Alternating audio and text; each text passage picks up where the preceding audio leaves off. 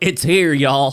Finally, the thing us gamers have been waiting for nearly our entire lives.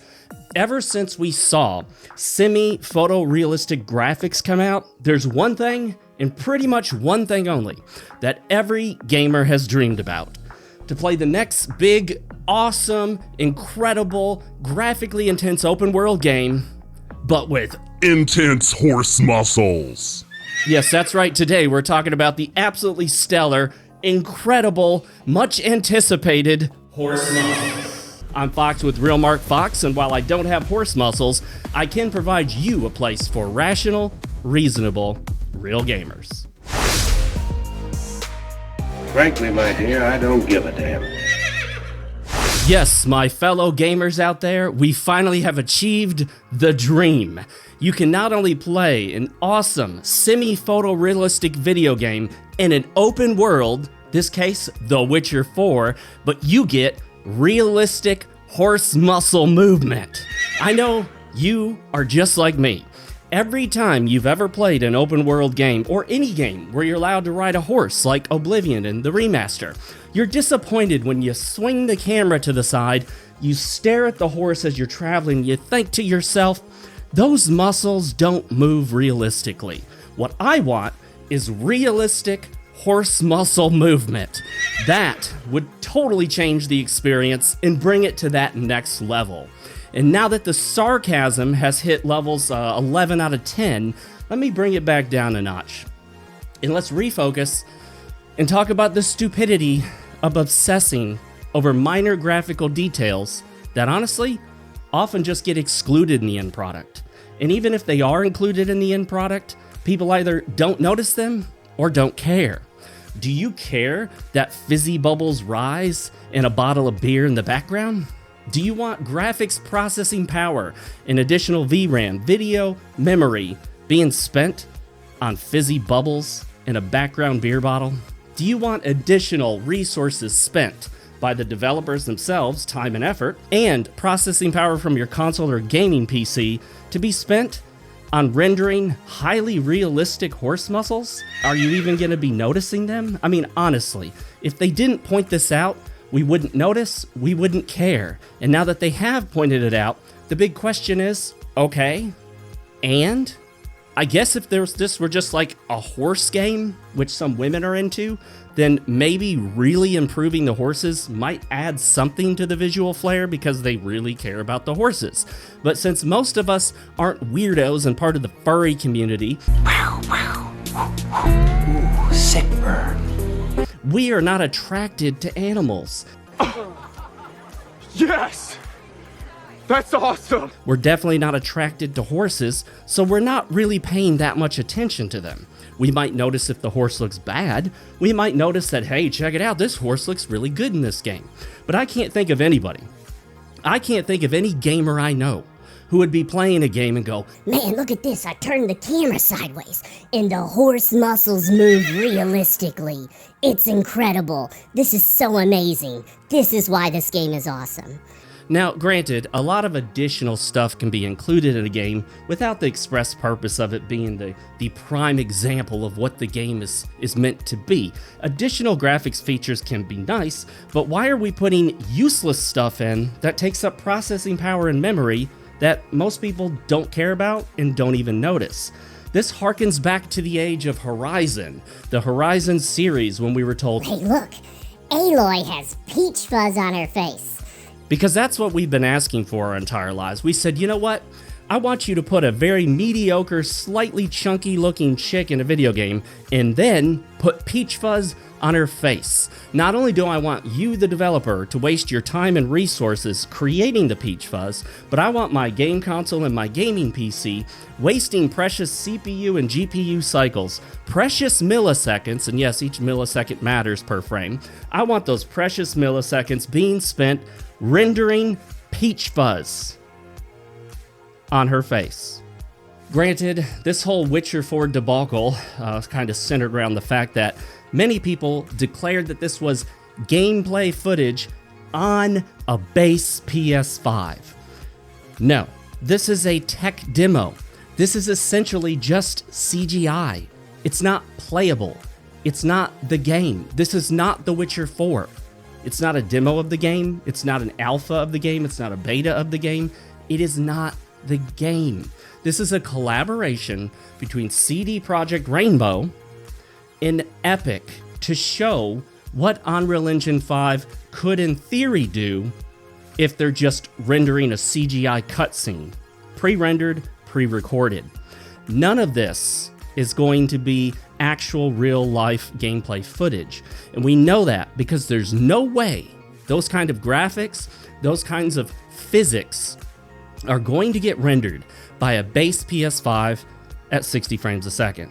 I don't think they could do it at 30 frames a second, much less without a whole bunch of nasty upscaling, which is just going to generate artifacts, smearing, ghosting, anti-alias flicker, that sizzling or boiling artifacting. All of this is part and parcel at this point of the Unreal Engine 5 engine. The problem with UE5 is that it comes with automatic optimization tools. So many developers, pressed for time and pressed for resources like money, and pushed very hard by their publishers and people in charge to get the game out as soon as they can, decide to forego manual optimization and just check a box in the Unreal Engine 5 to auto-optimize. And while these auto-optimizations are better than nothing, they just can't compete with handcrafted optimizations, which look at the exact scenes, what the player can see, what should be drawn, what shouldn't be drawn, in little tiny ways that you can make improvements. In some cases, when a game is pretty much done but hasn't been optimized yet, basic optimizations done by hand can improve performance 10, 20, 30% or more, especially when they hit the big boy improvements.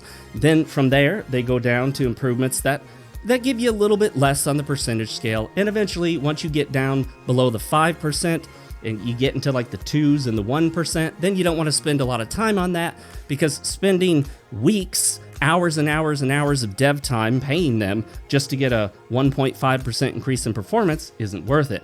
But if you can pay them for 1 week of work and get a 25% increase in performance from manual adjustments, well, that's more than worth it in my opinion. But no, what we get are Unreal Engine 5 tech demos.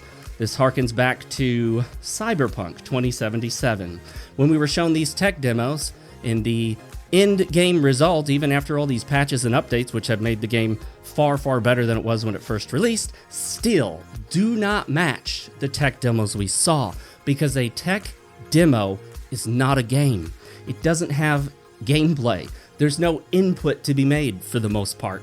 It doesn't include anything that wasn't pre-programmed and pre-designed to run in it. That's why it's a tech demo, not a game. But we got major industry figures like Jeff Keighley falsely claiming that this is in-game footage. Jeff, it's not. It says that on the video.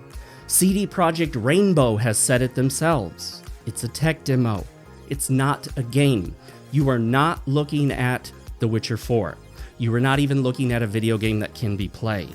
You're looking at what essentially is basically the equivalent of a CGI movie.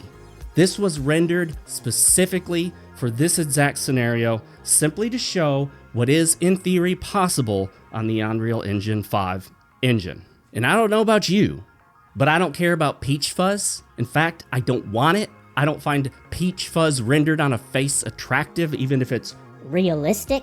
It's also not realistic to carry 500 pounds of weight on your character without any actual backpack on your character, much less the fact nobody can carry 500 pounds around while jumping and dashing and attacking. It's also not realistic to have a health bar and get slammed by giant robot dinosaurs and then just get right back up and eat a plant and then your health comes back. None of that's realistic, so let's do away with the silliness of this. But Fox, peach fuzz is realistic. You know what else is realistic if you live in the United States? Fat slobs driving around on motorized carts at Walmart, but I don't want them in my video game. So while this horse muscle demo might be realistic, I don't care. I'm not staring at the horse's muscles as it moves. As long as it looks good enough, then that's good enough. It'll even look great as long as it's good enough and the graphics are solid. Wasting precious resources, both developer resources and graphics processing, CPU processing, on this stupid horse muscles is a waste. And showing us these as if we're going to be oohed and awed at horse muscles is silly. It was embarrassing to watch it. I was truly embarrassed for them that that's what they centered on and focused on. You know what you should be centering on and focusing on? How about character movement across the ground being realistic, or at least matching what's going on the ground so you don't look like you're ice skating across the world? How about showing how awesome the actual combat looks? No, not stylized CGI cutscene combat. We've all seen enough of that garbage that doesn't represent what happens in the game. How about showing how fluid the real gameplay combat is? Zooming in on that and showing it. That would be cool. How about showing how accurate your hitboxes are? That would be cool. But no, we gotta look at peach fuzz and horse muscles. I think we should make horse muscles the new mockery of the video game industry, and in particular CD Projekt Rainbow. Just like the way we mocked Guerrilla Games for Aloy's peach fuzz face, we should mock CD Projekt Rainbow for the silliness of horse muscles. We went from Horse Armor DLC, mocking Bethesda, to horse muscles, mocking CD Projekt Rainbow.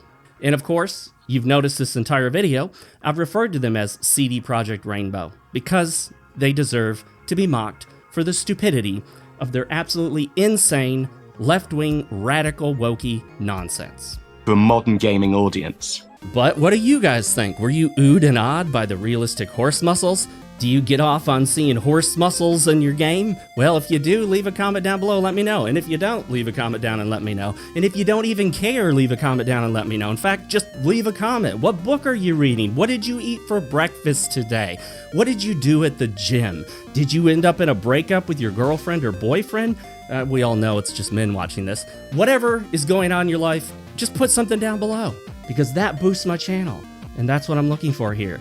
I'm going for the hardcore grift, my friends. And in order to do that, I need your likes, I need your comments, I need your subscriptions, and you can even join for $1.99 a month. There's some perks to it as well. And if you want to do something that's much less of a grift for me, you can actually get my novel, New Tokyo, by me, Mark Fox. No grift there, I actually wrote the entire thing by hand, and it was published on Amazon before the first ChatGPT or whatever came out, so unlike what some people claim, none of it is AI generated. And of course, people making that claim have never read it and are just insane lefty wokies. Thank you again for watching. It's a pleasure to have you here, and remember, my friends, stay real, keep playing, and never forget, yesterday's tomorrow is today's today.